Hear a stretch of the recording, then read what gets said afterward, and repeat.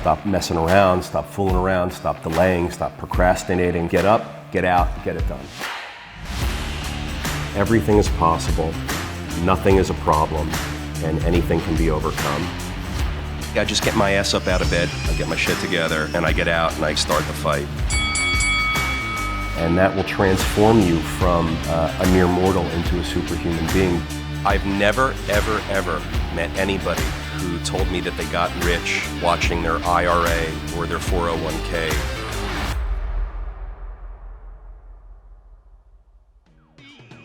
The malls aren't worth a whole lot. There's a whole lot of land, they're very well located, there's infrastructure that's there already, there's electric, water, sewer, there's roads, there's parking. I mean, there's all sorts of stuff that already exists on the site, but there's a bunch of empty stores and interior space. So what I see happening is developers purchasing failed and empty mall properties and going in front of local zoning boards and asking for variances to convert a previously commercially zoned site into a mixed use or a residential site. And they're getting the zoning approvals for that. You have to go with highest and best use. If you're a developer, if you're a zoning board, if you're a municipality, you have to consider highest and best for your properties.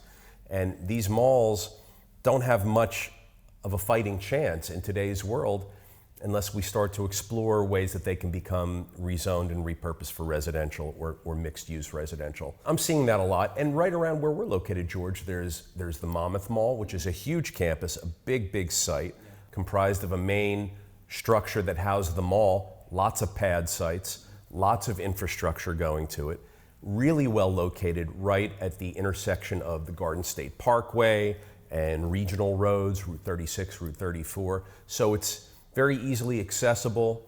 People can get to and from a lot of places from where it's located, but it's just an empty mall. And it's going to be redeveloped and repurposed, and it's going to include a very robust multifamily component. Once they get repurposed, these places are going to have sports fields, recreation facilities, and amenities. They're going to have playgrounds, they're going to have picnic areas, cookout areas, dog walking parks, things like this. These malls have little to no value beyond their raw land value. But then you have to add to that the cost to repurpose, rezone, architecture, engineering, planning, bringing more infrastructure in as may or may not be needed. It depends on the site. So I'd say land value minus all of your site costs and infrastructure costs to then bring you back up to raw land value is how these things are going to trade. Yeah, how likely do you think those hurdles are going to be traversed? You talked about zoning, you talked about expense. Yeah, they're hurdles. You have to do it. It's a heavy lift. That's what we say in our business. It's a heavy lift, or it's got hair on it, right? We have to deal with the hair or the lift. But we do that. I mean, people who are in real estate development have teams of engineers, planners, and architects and lawyers that can assemble an argument and present the argument to local and municipal zoning and planning boards and get approvals and argue and fight for approvals. This is what we do. And a lot of times it works out and you get those approvals. Sometimes you don't get the approvals, but you have to know how to embark on it. People know how to do it, and they do it quite well.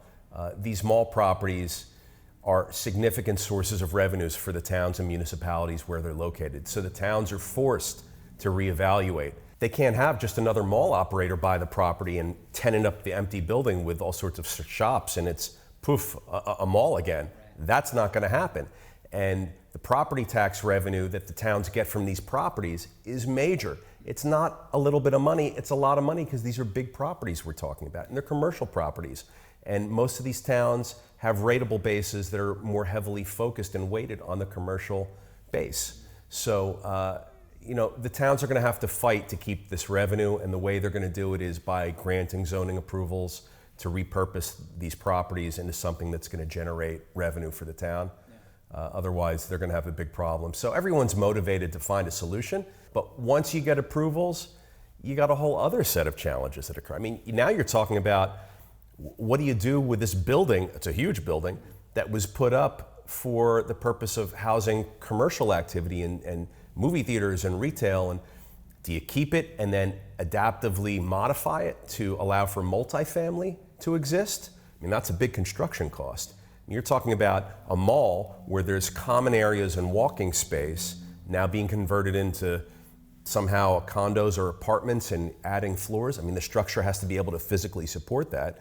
If it doesn't, you may have to end up knocking down the mall. You have to knock down the building and just start over, which is okay if you're into it for land value minus, right? You have to be into it for land value minus the cost to come up to land value. Then you may end up being okay completely demolishing the mall structure that's there and just starting from afresh. And I think a lot of people are doing that. Yeah, do you think we'll see that more than the adaptation model? I do. Yeah.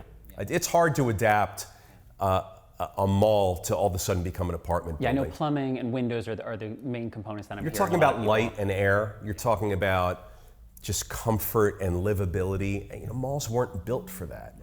It's going to be really, really tough to just adapt a big honkin' concrete mall in the middle of a bunch of acres and just go up and say, hey, look at our brand new high rise. It's going to be tough. Yeah, the heavy lift. Tax season is upon us. Great. Right? So I was curious, in your opinion, what do financially educated people know about taxes that, you know, the rest of us may not? I think a lot. Your question really cuts to the core of one of the things that I love to talk about, which is getting financially educated and becoming savvy on all these kinds of topics that you never really learn about. Look, you don't have to be a high income earner to know about tax code and how to do taxes. People that don't make a lot of money can really know a lot about that, and people that own businesses can know a lot about that, and entrepreneurs can know a lot about that, employees can know, everybody can know. So number one, it's how you earn your money. There's different classes of how to earn income. You can earn income as an employee, you can earn income as a business owner, you can earn income as an investor. There's all these different ways, and they're all taxed differently. The highest tax class of income that you could possibly have is as a W-2 employee. If you get a W-2 at the end of the year, you're paying 30 to 40% of your money, in most cases, on taxes. If you own businesses, or if you own real estate, or if you own investments that are passive and throwing off income, you could pay little to no taxes. Next, George, is the various components to the US tax code.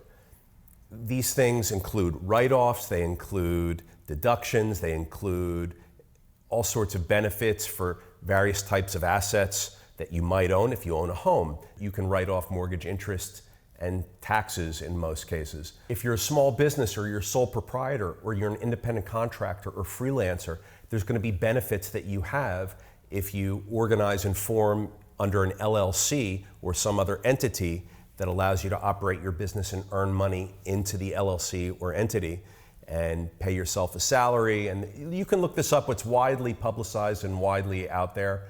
So, but seek that kind of information out. Become educated. If you don't know, and you're going to pay more taxes than you should pay. Real estate is the most tax favorable asset class, and it's the most tax favorable way to earn income.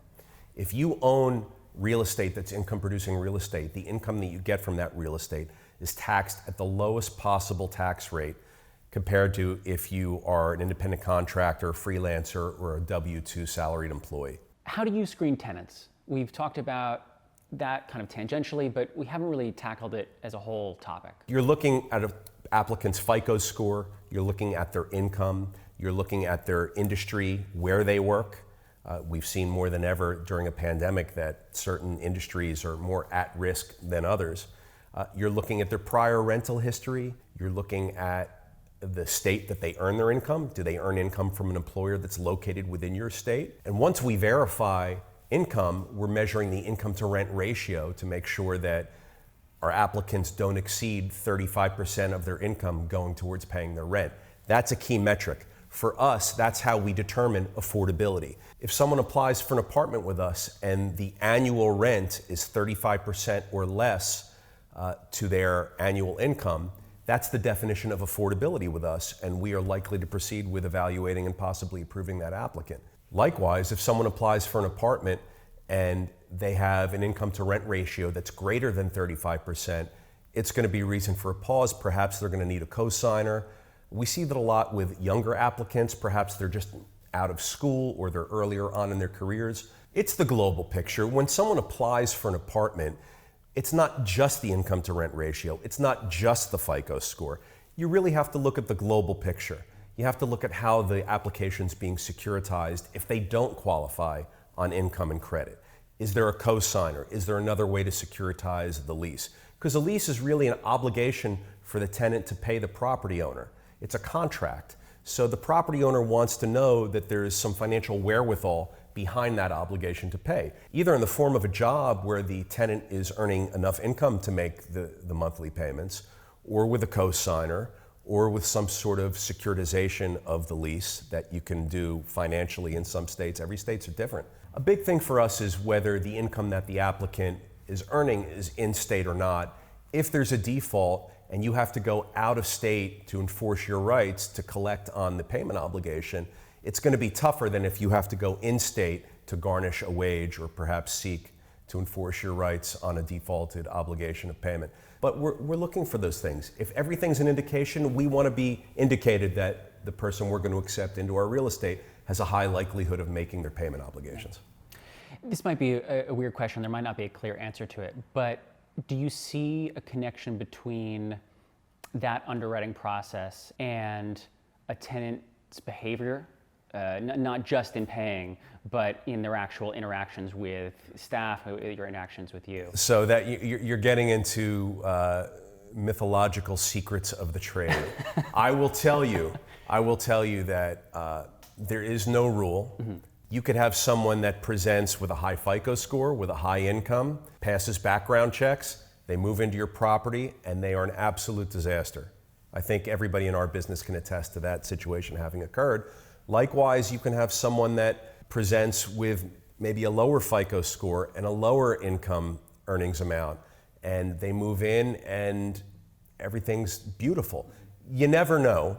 Typically, the inexperienced renter, the more high maintenance resident will be those that have problems going on in their lives, and they sort of take it out on the landlord-tenant relationship. If you're the kind of person that's responsible, your shit's together, regardless of what you make at your job, and regardless of what your FICO score is, just if you're a responsible member of society, you're conscientious, you're empathetic, you're a good neighbor, like you're a good person, you're less likely to be taxing on the landlord-tenant relationship.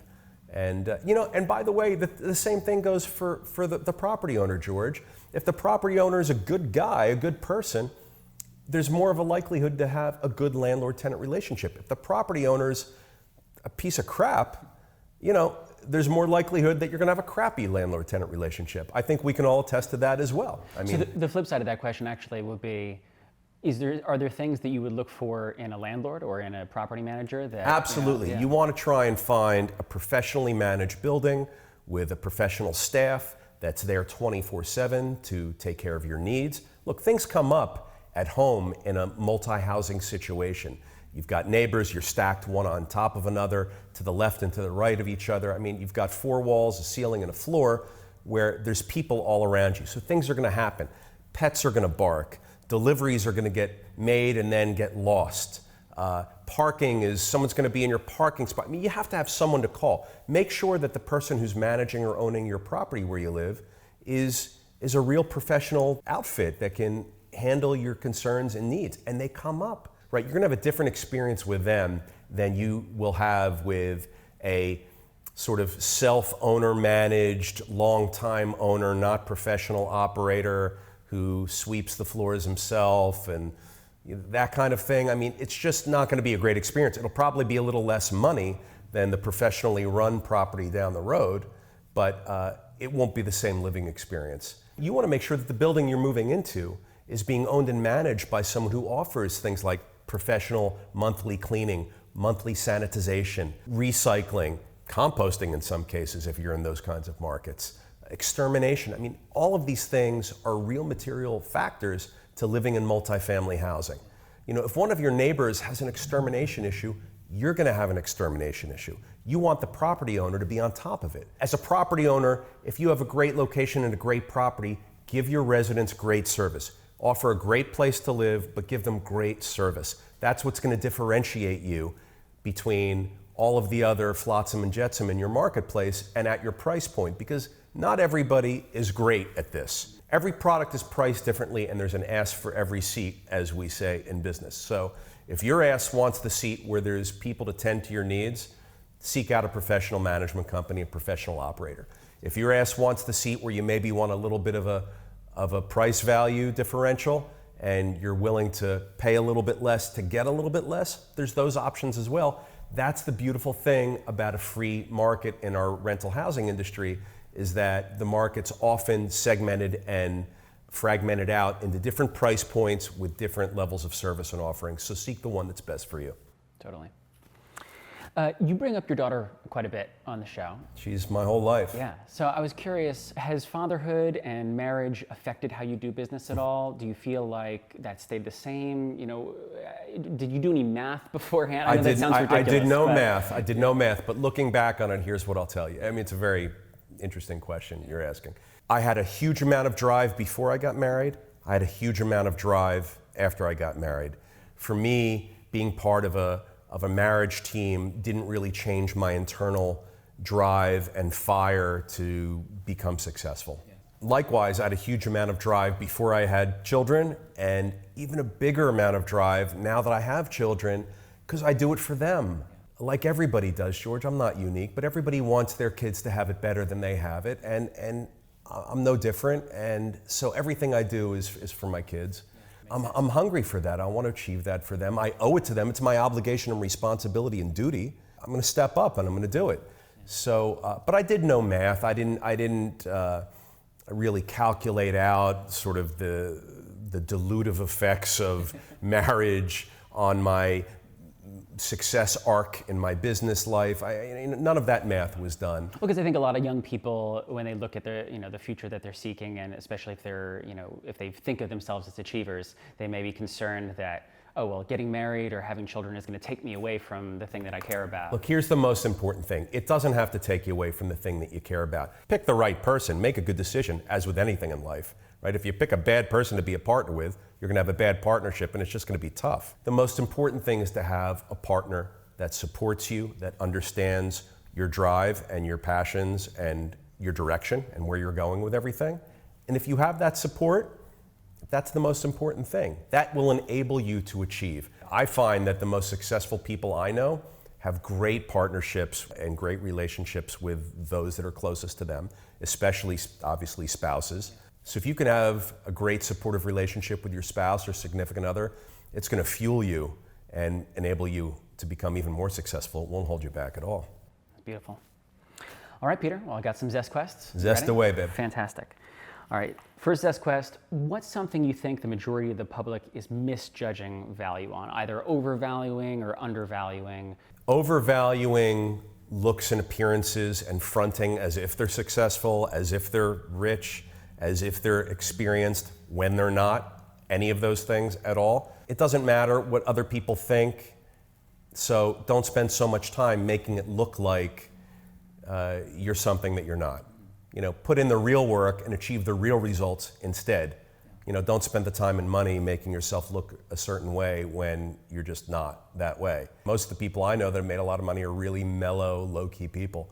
Yeah. Well, you just had that tweet from Elon Musk the day that he surpassed Bezos. He said, "Oh, this is such a weird day. All right, back to work."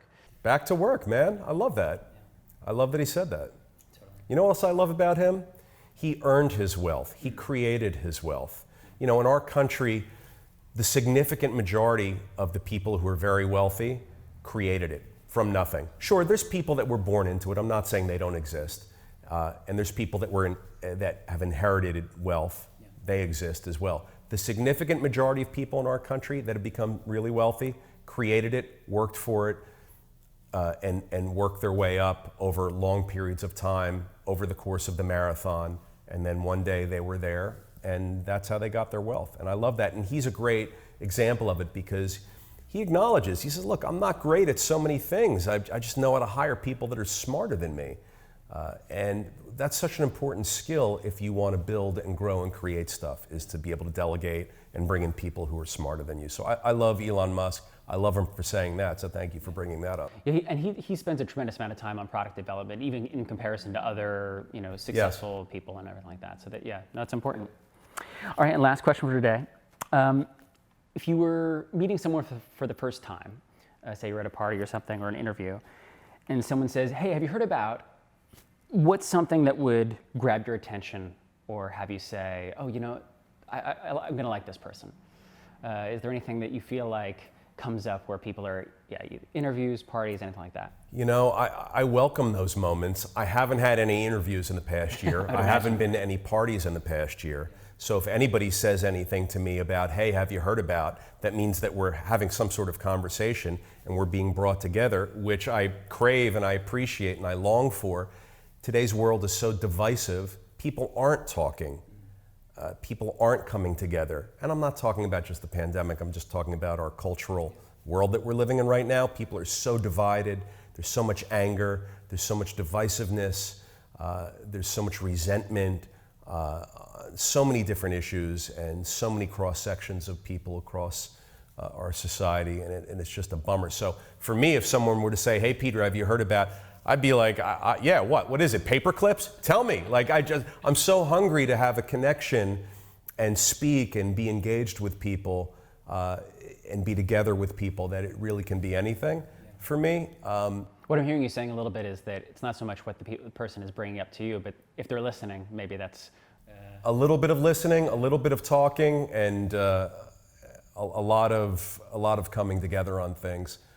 You know, just to me, I'm seeing so much coming apart right now. I want to see more coming together. So anytime someone would say to me, hey, Peter, have you heard, you know, I'm in on that. I want to listen. I want to talk about it, whatever it is. Yeah, sounds great. Yeah, what are you finding, George? What are you hearing? And man, what am I hearing?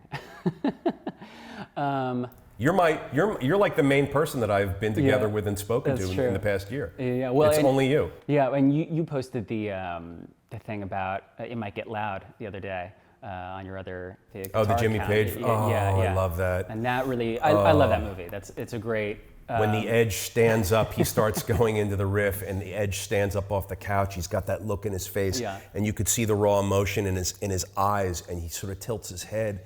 And he squints and he looks at Jimmy Page, who's playing this classic riff on the guitar. And the Edge is just like a kid again. You can see he goes back to his 7.5-year self, and he's just like in front of his rock god. And it was just an incredible, I love that. Can you throw that up just so Absolutely, that people...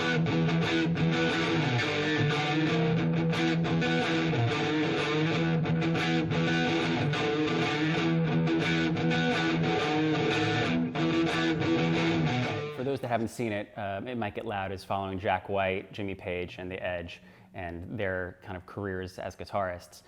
And they all overlap in an interesting and exciting way, I feel like. On that same note, I watched the Bee Gees documentary recently, and there was a portion of that film that focused on the forming of the band that went on to be the Bee Gees band and support the Bee Gees through this massive run of hits, and it started with the Saturday Night Fever soundtrack, and there's the song How Deep Is Your Love, which is just a beautiful, incredible song. And the piano player, Blue Weaver, talks about the piano part and the recording of that song. And in an interview format, they zoom in on Blue Weaver as he's talking about his recollection of playing that part during the recording, and he starts to tear up, and he's looking right at the camera, and he remembers, he goes right back to that moment where he played the part, and it's very emotional for him, and it's raw emotion, and he really connects with that memory when he played that part. And for the rest of the world, that's what we experience. We experience that emotion. He talked about how happy he was and how he poured everything into playing this part. And I think we feel that when we listen to that track, for those of you who speak music. But that I love to experience other people experiencing their raw emotion. So whether in this discussion we're talking about The Edge and Jimmy Page or Blue Weaver with How Deep Is Your Love, whatever it is, I love watching it because it's such a point of connection for humans. Yeah. Well, and I think it's a rare experience for people to feel like they're giving their all, to be honest. And so rare. Yeah, so when you actually either witness that or can experience that yourself, it's, Yeah, harness it, bottle it up, save it for later, learn from it. I mean, those are the moments, man, when you can really look into someone's eyes and see years and years of their emotions and pain and love and torture and happiness and all that stuff. It's very powerful stuff. Yeah, leaving it all in the field. All right, well, thanks so much, Peter. Appreciate it. Thank you, George. See you next week. See you.